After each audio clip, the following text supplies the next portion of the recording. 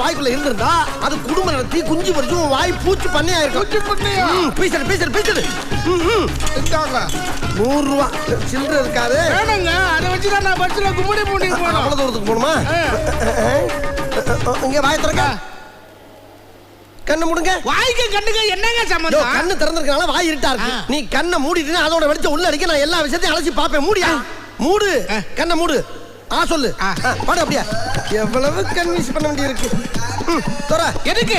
உள்ள ஒரு பிசிறு இருக்கியா, அதை எடுத்தா தானே நீ பொழப்ப. அது நாக்கு நாக்கு நாக்கு அத ஏயா குறுக்க வர? அத ஓரக்கட்டு.